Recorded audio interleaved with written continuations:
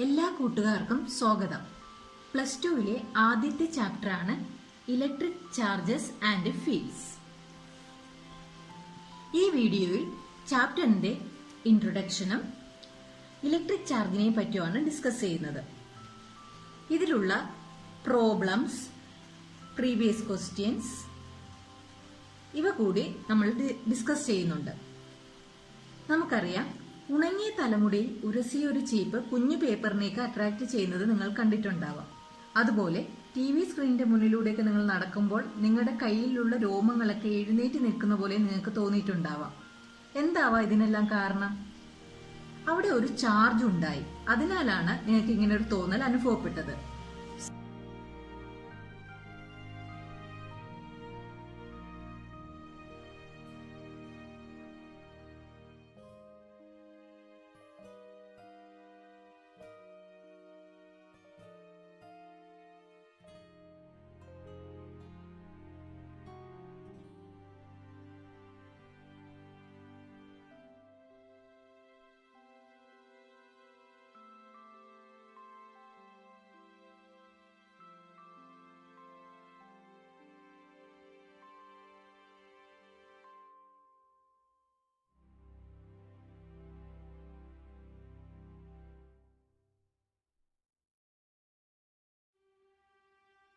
So ചാർജിനെ പറ്റിയാണ് നമ്മളിവിടെ പഠിക്കുവാൻ പോകുന്നത്. ഒരു ചാർജ് ഇവിടെ ഇരിക്കുന്നുവെന്ന് സങ്കല്പിക്കുക. ഒരു ചാർജ് ഇവിടെ ഇരിക്കുന്നു. അത് റെസ്റ്റ് സ്റ്റേറ്റിലാണ്, അല്ലെങ്കിൽ സ്റ്റാറ്റിക് എന്ന് പറയാം. റെസ്റ്റ് സ്റ്റേറ്റ് അല്ലെങ്കിൽ നമുക്കെന്ത് പറയാം, സ്റ്റാറ്റിക് എന്ന് പറയാം. ഇത്തരം റെസ്റ്റിലുള്ള ചാർജിനെ പറ്റിയുള്ള ശാസ്ത്രശാഖയാണ് ഇലക്ട്രോസ്റ്റാറ്റിക്സ്. എന്താണ് ഇലക്ട്രോസ്റ്റാറ്റിക്സ്? അപ്പൊ ഇവിടെ എങ്ങനെയാണ് ചാർജ്? എങ്ങനെയാണ്? റെസ്റ്റ് പൊസിഷനിലാണ്, മൂവ്മെന്റ് ഇല്ല. ഇവിടെ ഒരു ശാസ്ത്രശാഖയുടെ പേര് നമ്മൾ പറഞ്ഞു, ഇലക്ട്രോസ്റ്റാറ്റിക്സ്. ഈ ഇലക്ട്രോ എന്ന് പറയുന്ന ആ ഒരു വേർഡിന്റെ മീനിങ് തന്നെ ചാർജ് എന്നാണ്. Electro means charge. Statics means at rest. Okay, അതായത് charge at rest, study of charge at rest, അതാണ് എന്ത്? ഇലക്ട്രോസ്റ്റാറ്റിക്സ്. ഇനി നമുക്ക് ചാർജിനെ പറ്റിയുള്ള കുറച്ച് ബേസിക് കാര്യങ്ങളും കൂടെ നോക്കാം.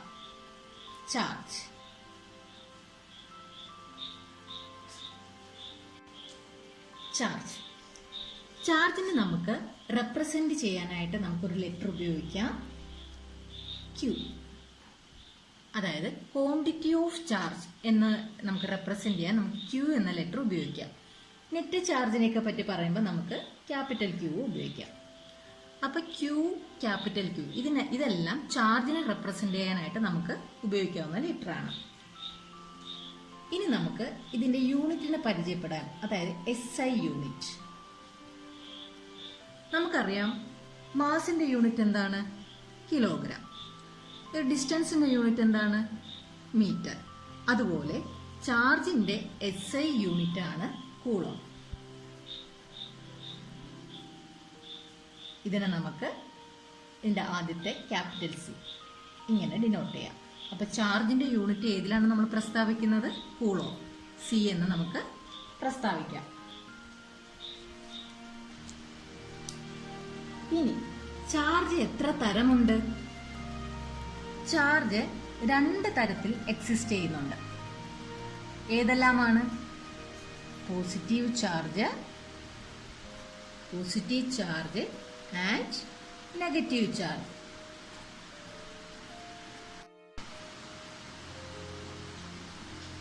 ഇനി നമുക്ക് ചാർജ് എത്ര തരത്തിലുണ്ടെന്ന് നമുക്ക് നോക്കാം. ചാർജ് 2 തരത്തിലുണ്ട്. ഒന്ന് positive charge, 2 negative charge. Benjamin Franklin എന്ന് പറയുന്ന ഒരു സയന്റിസ്റ്റ് ആണ് ചാർജ് 2 വിധത്തിൽ എക്സിസ്റ്റ് ചെയ്യുന്നു എന്നുള്ളത് കണ്ടുപിടിച്ചത്. പോസിറ്റീവ് ചാർജ് ആയിട്ടും നെഗറ്റീവ് ചാർജ് ആയിട്ടും എക്സിസ്റ്റ് ചെയ്യുന്നു എന്നുള്ളത് കണ്ടുപിടിച്ചു. ഇനി നമ്മുടെ അടുത്ത ക്വസ്റ്റ്യൻ എന്ന് പറയുന്നത്, എങ്ങനെയാണ് വസ്തുക്കൾക്ക് ചാർജ് കിട്ടുന്നത്? അല്ലെങ്കിൽ ഈ ചാർജ് അത് നമ്മൾ എവിടെ നിന്ന് വരുന്നു എവിടെ നിന്നാണ് ഈ ചാർജ് വരുന്നത്? അതാണ് നമ്മുടെ അടുത്ത ക്വസ്റ്റ്യൻ. എവിടെ നിന്നാണ് ഈ ചാർജ് വരുന്നത്? Simply from atoms. ചാർജ് എവിടെ നിന്നാണ് വരുന്നത്? Charge comes from atoms. നമുക്കറിയാം എല്ലാ മെറ്റീരിയൽസും എന്തുകൊണ്ടാണ് നിർമ്മിച്ചിരിക്കുന്നത്? ആറ്റംസ് കൊണ്ടാണ് നിർമ്മിച്ചിരിക്കുന്നത്. നമുക്കറിയാം എല്ലാ വസ്തുക്കളും നിർമ്മിച്ചിരിക്കുന്നത് ആറ്റംസ് കൊണ്ടാണ്. ഈ ആറ്റത്തിന്റെ കേന്ദ്രഭാഗം നിങ്ങൾ പഠിച്ചിട്ടുണ്ട്. എന്താണ്? ന്യൂക്ലിയസ്. ഒരു ആറ്റത്തിന്റെ കേന്ദ്രഭാഗത്തിന് നമ്മൾ പറയുന്നത് എന്താണ്? ന്യൂക്ലിയസ്. ഈ ന്യൂക്ലിയസിന് അകത്ത് ആരൊക്കെയുണ്ട്? നിങ്ങൾക്കറിയാം, പ്രോട്ടോൺ ഉണ്ട്, ന്യൂട്രോൺ ഉണ്ട്. അപ്പോൾ ഒരു ന്യൂക്ലിയസ്, ആറ്റത്തിന്റെ കേന്ദ്രഭാഗമായ ന്യൂക്ലിയസിനകത്ത് എന്തൊക്കെയുണ്ട്? പ്രോട്ടോണും ഉണ്ട്, ന്യൂട്രോണും ഉണ്ട്. ഈ പ്രോട്ടോണിന് ചാർജ് പോസിറ്റീവാണ്. പ്രോട്ടോണിന്റെ ചാർജ് എന്താണ്? പോസിറ്റീവ് ചാർജാണ്. ന്യൂട്രോണിന് ചാർജ് ഇല്ല, അത് ന്യൂട്രൽ ആണ്. ചാർജ് ഇല്ല, ന്യൂട്രൽ ആണ്. നമുക്കത് ഒന്ന് മനസ്സിലാക്കാൻ വേണ്ടി നോക്കാം. പ്രോട്ടോണിന് positive charge, proton P positive, PP അങ്ങനെ നമുക്ക് വേണമെങ്കിൽ ഓർത്തു വയ്ക്കാം. പ്രോട്ടോണിന് പോസിറ്റീവ് ചാർജ് ആണ്. Neutron N. ന്യൂട്രോൺ ചാർജ് ഇല്ല, അതുകൊണ്ട് എന്താണ്? ന്യൂട്രൽ ആണ്. ന്യൂട്രൽ ആണ്. ഇനി നമ്മൾ പഠിച്ചിട്ടുണ്ട്, ഈ ന്യൂക്ലിയസിന് ചുറ്റും, ഒരു ആറ്റത്തിന്റെ ന്യൂക്ലിയസിന് ചുറ്റും ആരുണ്ട്? ഇലക്ട്രോൺസ് ഉണ്ടല്ലേ? ഇലക്ട്രോൺസ് ഉണ്ട്.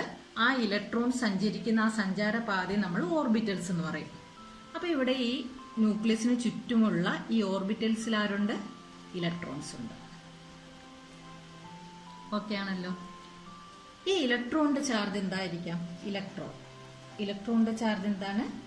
നെഗറ്റീവ് ചാർജ് ആണ്. ഇലക്ട്രോണിന് നെഗറ്റീവ് ചാർജ് ആണ്. അപ്പൊ നമുക്ക് മനസ്സിലായി, ഒരു ആറ്റത്തിനകത്ത് ന്യൂക്ലിയസ് ഉണ്ട്, ന്യൂക്ലിയസിനകത്ത് പ്രോട്ടോണും ന്യൂട്രോണും ഉണ്ട്, ന്യൂക്ലിയസിന് ചുറ്റുമാരുണ്ട്, ഇലക്ട്രോൺ ഉണ്ട്. പ്രോട്ടോണിന്റെ ചാർജ് PP പോസിറ്റീവ്, ന്യൂട്രോണിന്റെ ചാർജ് NN ന്യൂട്രൽ ആണ്, ഇലക്ട്രോണിന്റെ ചാർജ് നെഗറ്റീവ് ആണ്. ഇലക്ട്രോൺ എപ്പോഴും ന്യൂക്ലിയസിന് ചുറ്റുമാണ്. ന്യൂക്ലിയസിനകത്ത് എപ്പോഴും ഏതൊക്കെയേ ഉള്ളൂ? പ്രോട്ടോണും ന്യൂട്രോണുമേ ഉള്ളൂ. ഇനി നമുക്ക് പ്രോട്ടോണിന്റെ ചാർജ് എഴുതാം, അതുപോലെ തന്നെ ഇലക്ട്രോണിന്റെ ചാർജും എഴുതാം. ഇലക്ട്രോണിന്റെ ചാർജ് നമ്മൾ എഴുതാൻ പോവുകയാണ്. 1.6 × 10⁻⁻⁹ ചാർജിന്റെ യൂണിറ്റ് കൂളോം. അതുപോലെ ഇലക്ട്രോണിന്റെ ചാർജും എഴുതുവാണ്. 1.6 × 10⁻⁻⁹ കൂളോം. പ്രോട്ടോണിന് പോസിറ്റീവ് ചാർജ് ആണെന്ന് നമ്മൾ പഠിച്ചു. അതുകൊണ്ട് നമ്മൾ ഇതിന് എന്ത് കൊടുക്കുന്നു? പോസിറ്റീവ് സൈൻ കൊടുക്കുന്നു. ഓക്കെ അല്ലേ? അതുപോലെ ഇലക്ട്രോൺ എന്താണ്? നെഗറ്റീവ് ആണല്ലേ? അതുകൊണ്ട് ഇലക്ട്രോൺ എന്ത് സൈൻ ഇട്ട് കൊടുക്കുന്നു? നമ്മൾ നെഗറ്റീവ് സൈൻ ഇട്ട് കൊടുക്കുന്നു. ഓക്കെ ആണല്ലോ? പ്രോട്ടോണിന് +1.6 × 10⁻⁻⁹ കൂളോം. ഇലക്ട്രോണിന്റെ ചാർജ് എന്താണ്? -1.6 × 10⁻⁻⁹ കൂളോം. അതിന്റെ മാഗ്നിറ്റ്യൂഡ് സെയിം ആണ്, അതായത് ഈ ഒരു വാല്യൂ സെയിം ആണ് അല്ലേ? ഈ ഒരു വാല്യൂ സെയിം ആണ്, പക്ഷെ എന്തിൽ മാത്രമാണ് വ്യത്യാസമുള്ളത്? സൈനിൽ മാത്രമാണ് വ്യത്യാസമുള്ളത്. ഇനി നമുക്ക് ഈ 1.6 × 10⁻⁻⁹ E എന്ന് കൊടുക്കാം, ചാർജ് E എന്ന് കൊടുക്കാം. അങ്ങനെയാണെങ്കിൽ എങ്ങനെ മാറ്റം വരും ഇതിന്? ഇവിടെ ഈ 1.6 × 10⁻⁻⁹ പകരം E വരും അല്ലേ? അപ്പൊ പ്രോട്ടോണിന്റെ ചാർജ് എങ്ങനെ മാറും? പ്ലസ് ഇതിന് പകരം നമുക്ക് എന്ത് കൊടുക്കാം? E എന്ന് കൊടുക്കാം. ശരിയല്ലേ? അതുപോലെ ഇലക്ട്രോണിന് എന്ത് വ്യത്യാസം വരും? ഈ 1.6 × 10⁻⁻⁹ നമ്മൾ എന്ത് കൊടുക്കുന്നു? E എന്ന് കൊടുക്കുന്നു. അപ്പോൾ ഇലക്ട്രോണിന്റെ ചാർജ് എങ്ങനെയായിട്ട് മാറും? -E. അതായത് പ്രോട്ടോണിൻ്റെത് +E യും ഇലക്ട്രോണിൻ്റെത് -E യും. ഓക്കെ അല്ലേ?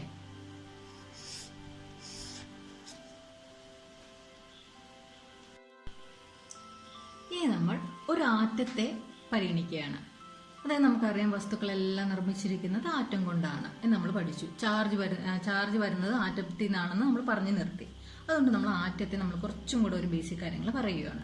നിങ്ങൾക്കറിയാം, ഒരു ആറ്റത്തില് ഇലക്ട്രോണിന്റെ എണ്ണവും പ്രോട്ടോണിന്റെ എണ്ണവും തുല്യമാണ്. അതായത് നമ്പർ ഓഫ് ഇലക്ട്രോൺസ് എന്ന് പറയുന്നത് ഏതിന് ഈക്വൽ ആണ്? നമ്പർ ഓഫ് പ്രോട്ടോൺസിന് ഈക്വൽ ആണ്. ഓക്കെ അല്ലേ? Number of electrons equal to number of protons. ഇനി നമുക്കതൊന്ന് വരച്ചു നോക്കാം. ആദ്യം ഞാൻ ന്യൂക്ലിയസ് വരയ്ക്കുകയാണ്. ന്യൂക്ലിയസ് വരച്ചു. അതിനകത്ത് 3 പ്രോട്ടോൺ ഉണ്ട്. ഒരു ന്യൂക്ലിയസ് വരച്ചു. അതിനകത്ത് എത്ര പ്രോട്ടോൺ ഉണ്ട്? 3 പ്രോട്ടോൺ ഉണ്ട്. ഇനി ഞാൻ അതിന് ഓർബിറ്റൽ അതിന് ചുറ്റും വരയ്ക്കുകയാണ്. ഓർബിറ്റലിലാണ് ഇലക്ട്രോൺ ഉള്ളതെന്ന് നമുക്കറിയാം. ഒരു ഓർബിറ്റലും കൂടെ വരയ്ക്കുകയാണ്. ഒരു ഓർബിറ്റലും കൂടെ ഇലക്ട്രോൺ ഉണ്ട്. ഓക്കെ, ന്യൂക്ലിയസിൽ 3 പ്രോട്ടോൺ. ഇനി ഞാൻ ഈ ഓർബിറ്റലിൽ 2 ഇലക്ട്രോൺ ഉണ്ട് സങ്കല്പിക്കുകയാണ്. 2 ഇലക്ട്രോൺ ഉണ്ട്. ഈ ഓർബിറ്റലിൽ ഒരെണ്ണം. ഇനി എല്ലാം പറഞ്ഞു തുടങ്ങുന്നതിന് മുന്നേ ഒരു കാര്യം കൂടെ പറയാം. ഈ ഏറ്റവും അവസാനത്തെ ഒരു ഓർബിറ്റൽ കാണുന്നില്ലേ, ഒരു ഔട്ടർ ഓർബിറ്റൽ, അതിനകത്തുള്ള ഇലക്ട്രോണിനെയാണ് നമ്മൾ ഔട്ടർ ഇലക്ട്രോൺ എന്ന് പറയും. ഔട്ടർ ഇലക്ട്രോൺ നമുക്ക് വാലൻസ് ഇലക്ട്രോൺ എന്ന് പറയാം. വാലൻസ് ഇലക്ട്രോൺ.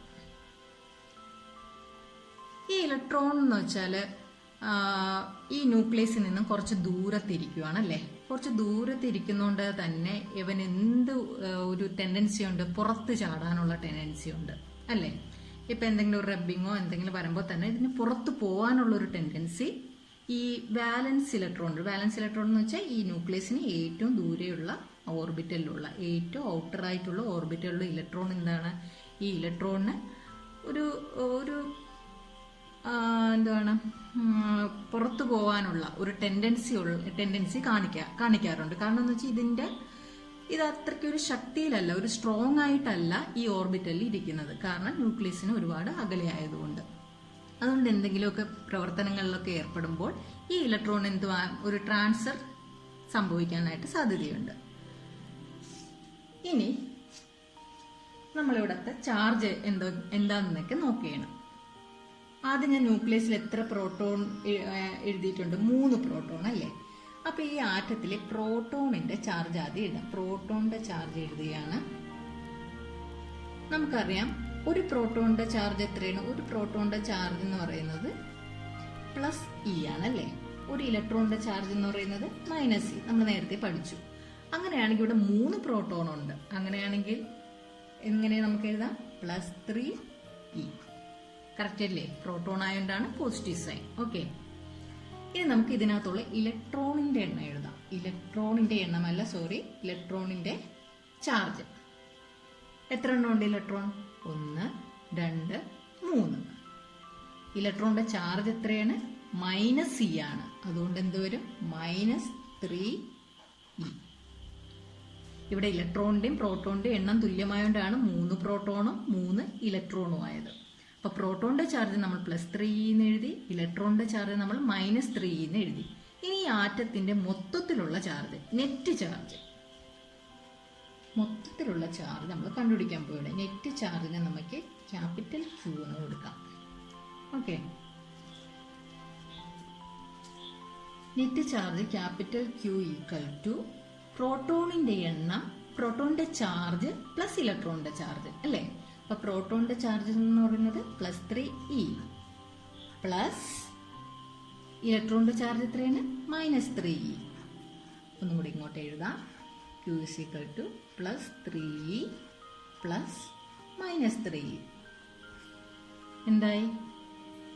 +3യും -3യും ക്യാൻസൽ ചെയ്ത് പോയി. നമുക്ക് എന്ത് കിട്ടി? 0 എന്ന് കിട്ടി. അപ്പം ഈ ആറ്റത്തിന്റെ നെറ്റ് ചാർജ് Q എന്ന് പറയുന്നത് എന്ത് കിട്ടി? 0 എന്ന് കിട്ടി. ഇതിൽ നിന്ന് നമുക്ക് എന്ത് മനസ്സിലാക്കാം?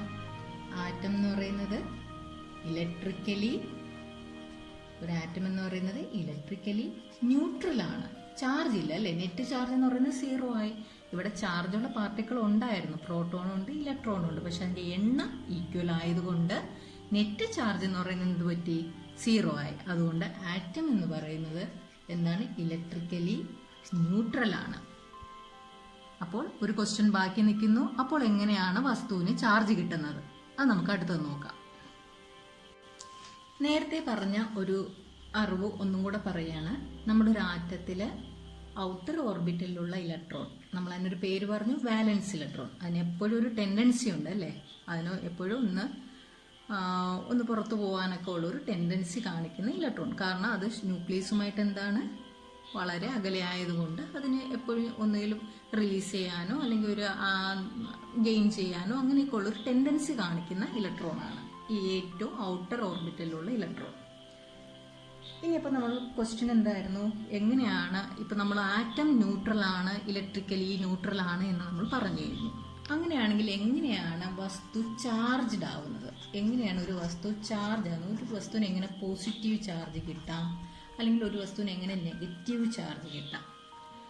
നമ്മൾ ആദ്യം തന്നെ ഒരു എക്സാമ്പിൾ പറഞ്ഞു, ഒരു റബ്ബിങ്ങിൻ്റെ ഒരു എക്സാമ്പിൾ പറഞ്ഞു. നമ്മളൊരു കോമ്പെടുത്ത്, ഒരു ചീപ്പെടുത്തിട്ട് നമ്മുടെ തലമുടിയിലൊന്ന് ഡ്രൈ ഹെയറിൽ നമ്മൾ നന്നായിട്ട് ഉരസുമ്പോൾ അതിനകത്ത് ഒരു ചാർജ് ഉണ്ടായി. അതെങ്ങനെയാണ്, അപ്പോൾ അവിടെ ചാർജ് ഉണ്ടായിരുന്നതിൻ്റെ കാര്യം എന്തായിരുന്നു, റബ്ബിങ് അല്ലെ, ഉരസൽ. ഒരു റബ്ബിങ് വഴിയാണ് അവിടെ ആ ഒരു ചീപ്പിലും ആ ഒരു ഹെയറിനും ഇടയിൽ എന്തുണ്ടായത്, ഒരു ചാർജ് ക്രിയേറ്റ് ചെയ്യപ്പെട്ടത്. ഞാൻ ഇന്നൊരു 2 ബോഡി സങ്കല്പിക്കണം, 2 ബോഡിയിൽ 2 മെറ്റീരിയൽ, ഒരു ബോഡിയിൽ നിന്ന് ഞാൻ എ എന്ന് കൊടുക്കുന്നു, വേറൊരു മെറ്റീരിയൽ ബി. ഇനി ഞാൻ ഇതിൻ്റെ ഒരു ആറ്റത്തിൻ്റെ ഒരു സ്ട്രക്ചർ കുറച്ചുകൂടെ ഒന്ന് വിശദീകരിക്കാൻ വേണ്ടി വരയ്ക്കുന്നുണ്ട്. അതിനായിട്ട് ഞാൻ ആദ്യം ബോഡി എയുടെയാണ് വരയ്ക്കുന്നത്. ഒരു ന്യൂക്ലിയസ് വരയ്ക്കുന്നുണ്ട്. ആ ന്യൂക്ലിയസിനകത്ത് 3 പ്രോട്ടോൺ ഉണ്ട്. ഒരു ന്യൂക്ലിയസിൽ 3 പ്രോട്ടോൺ. അതിന് ചുറ്റും ഞാൻ 2 ഓർബിറ്റും കൂടെ വരയ്ക്കുന്നു.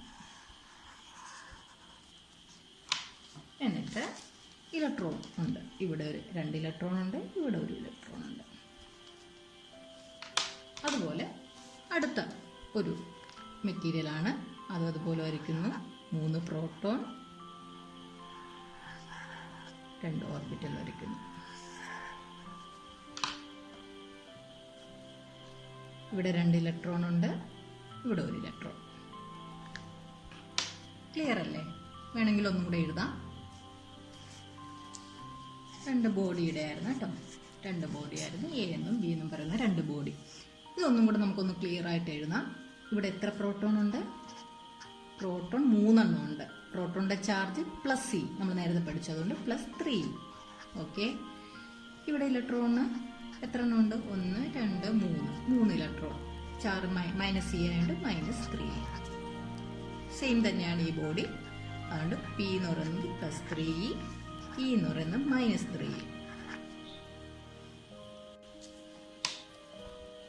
ഇനി ഞാൻ ഈ ബോഡിയെ റബ്ബ് ചെയ്യുകയാണ്. ഈ 2 ബോഡിയും തമ്മിൽ ഒന്ന് ഉരസുന്നു. ഇതിപ്പോൾ ഒരു 2 പെന്നാണെന്ന് വിചാരിക്കുകയാണെങ്കിൽ 2 പെന്നിനെ തമ്മിൽ എന്ത് ചെയ്യുന്നു, ഒന്ന് ഉരസുന്നു.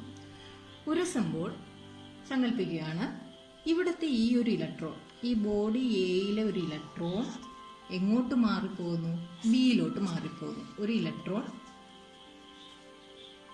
ഇലക്ട്രോൺ മാറി ഏതിലോട്ട് പോകുന്നു, ബിയിലോട്ട് പോകുന്നു. അപ്പോൾ ഓരോ ഇലക്ട്രോൺ ഇവിടെ നിന്ന് റിലീസ് ചെയ്തു. ഇവിടെ എന്ത് ചെയ്തു, ഒരു ഇലക്ട്രോൺ കിട്ടി, ഒരു ഇലക്ട്രോൺ ഗെയിൻ അല്ലേ. ഇവിടുത്തെ കേസിൽ റബ്ബിങ്ങിന്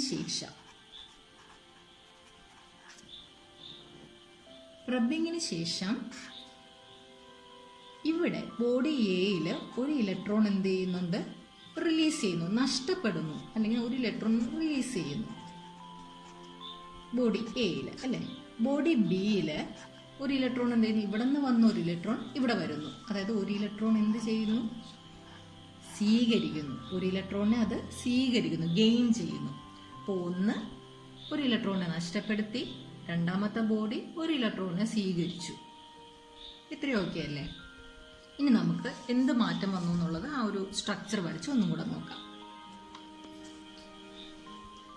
ന്യൂക്ലിയസ് 3 പ്രോട്ടോൺ, ഇവിടെ നിന്ന് ഒരു ഇലക്ട്രോൺ പോയി. അപ്പോൾ ബാക്കി ഒരു ഓർബിറ്റലേ ഉള്ളൂ, 2 ഇലക്ട്രോൺ മാത്രമേ ഉള്ളൂ. അപ്പോൾ പിന്നെ അടുത്ത ഓർബിറ്റൽ വരയ്ക്കേണ്ട ആവശ്യമില്ല, 2 ഇലക്ട്രോൺ.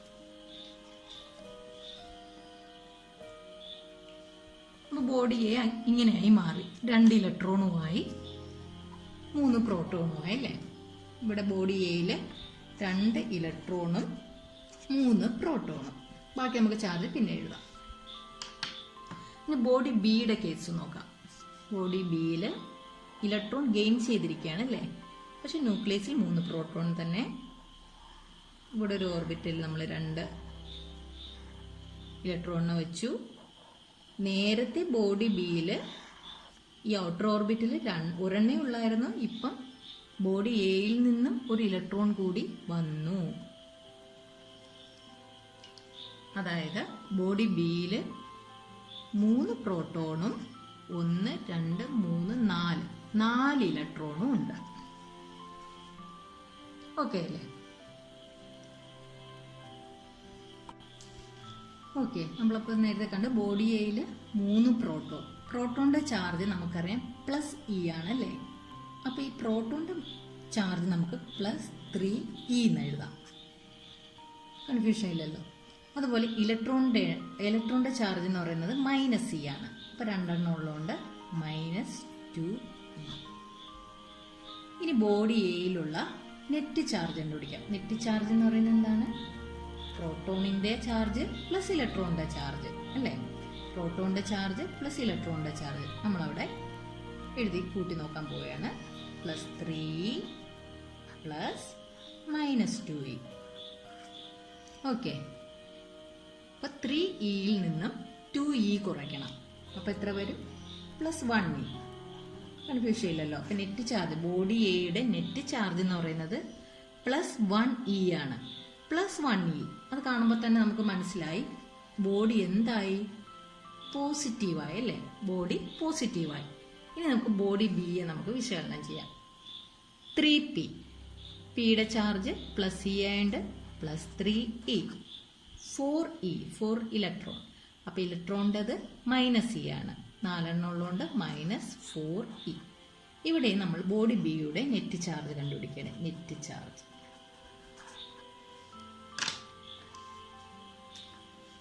ഒന്നുമില്ല, 2 ചാർജും കൂടെ കൂട്ടുക. +3 +-4e. നമുക്ക് നെറ്റ് ചാർജിന് Q എന്നുള്ളത് കൊടുക്കാം.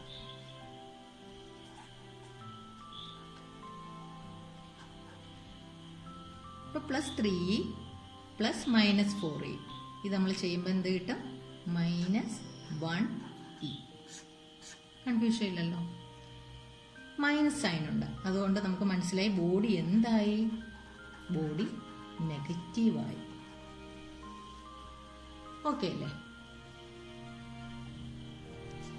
അപ്പോൾ നമ്മൾ ഇവിടെ എന്താണ് ചെയ്തത്? ഒരു ചാർജ് ഇല്ലാത്ത ഒരു ന്യൂട്രലായ ഒരു മെറ്റീരിയൽ, ഒരു ചാർജ് ഇല്ലാത്ത ഒരു ന്യൂട്രൽ മെറ്റീരിയലിനെ നമ്മൾ എന്ത് ചെയ്തു? റബ്ബ് ചെയ്തു അല്ലേ.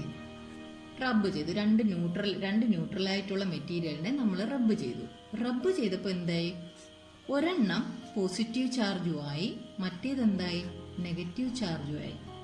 അപ്പൊ നമുക്ക് ചാർജ് എങ്ങനെ മാറിയേ എന്ന് മനസ്സിലായി. റബ്ബിംഗ് വഴി ഒരു ബോഡി എങ്ങനെ പോസിറ്റീവായി, ഒരു ബോഡി എങ്ങനെ നെഗറ്റീവായി എന്ന് മനസ്സിലായി. ഇതിന് കാരണം എന്താണ്?